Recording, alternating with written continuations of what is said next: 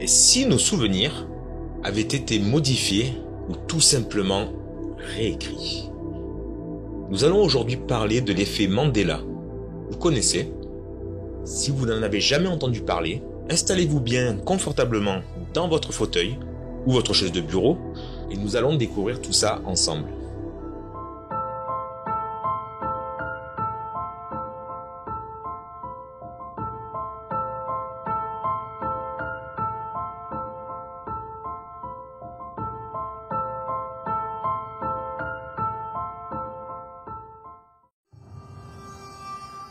Tout a commencé en 2005 lorsque Fiona Broome assiste à une conférence. Elle apprend que Nelson Mandela est vivant.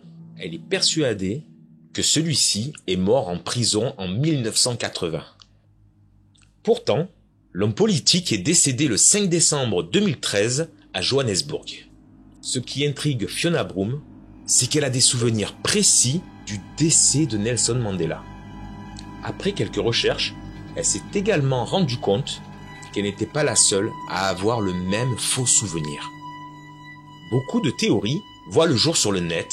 L'effet Mandela est un phénomène qui pourrait venir d'un simple changement de monde. Et oui, on parle de monde parallèle. Certains pensent que quelques-uns d'entre nous ont fait un bond dans un autre univers. Pourquoi pas? Ou alors notre cerveau nous joue tout simplement des tours. Aujourd'hui, on va tester ensemble notre mémoire.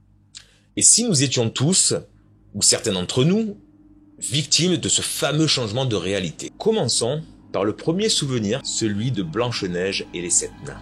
Miroir, mon beau miroir, qui est la plus belle? Si je vous dis que cette phrase n'a jamais été dite dans ce fameux dessin animé.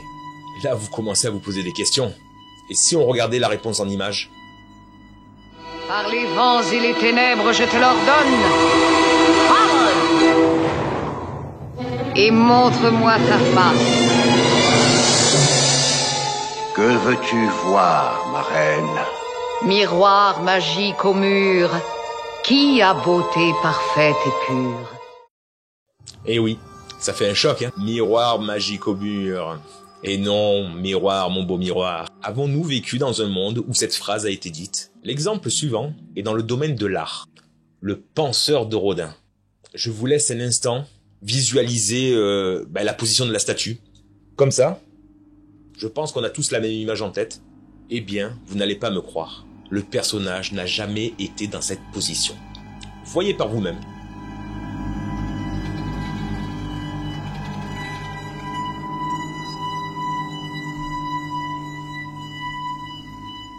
Sur ces photos, on voit que celui-ci a sa main sous son menton et non sur son front.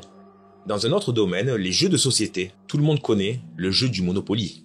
D'après vous, le petit bonhomme, vous le voyez avec son chapeau, sa canne et son monocle? Vous l'avez bien en tête? Eh bien non, il n'a jamais eu de monocle. Je ne sais pas d'où vient cette idée qu'il en porte un. Est-ce un faux souvenir? Ou une image qui a été effacée de notre réalité?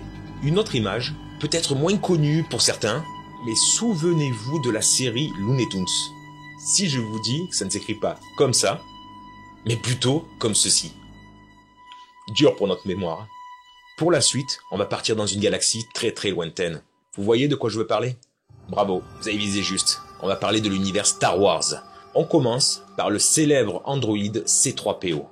Vous voyez, le robot doré qui est toujours accompagné de son ami R2D2. Avez-vous déjà remarqué qu'il avait une jambe argentée?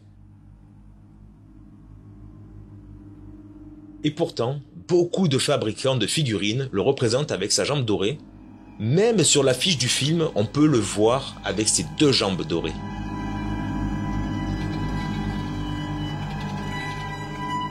Serons-nous tous passés à côté de ce petit détail depuis tant d'années? Ou est-ce un fragment de notre mémoire qui se serait réécrit? On reste dans l'univers Star Wars avec un grand personnage de la saga, Dark Vador. Tout le monde connaît la célèbre réplique quand Dark Vador annonce à Luke qu'il est son père. Dites-vous cette phrase dans la tête. Ça y est, vous l'avez? Ce personnage lui dit « Non, Luke, je suis ton père ». Eh bien non, vous faites erreur. Il dit juste « Non, je suis ton père ». Il n'a jamais prononcé le prénom de Luke. Vous ne me croyez pas? Regardez cet extrait. Obi-Wan ne t'a jamais dit ce qui est arrivé à ton père. Oh, il m'en a dit assez. Il a dit que vous l'avez tué. Non. Je suis ton père.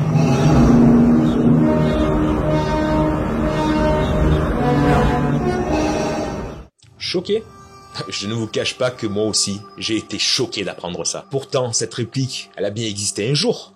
Depuis tout petit, j'ai entendu cette phrase. Je me suis menti à moi-même depuis mon enfance. Mais alors, d'où vient ce souvenir?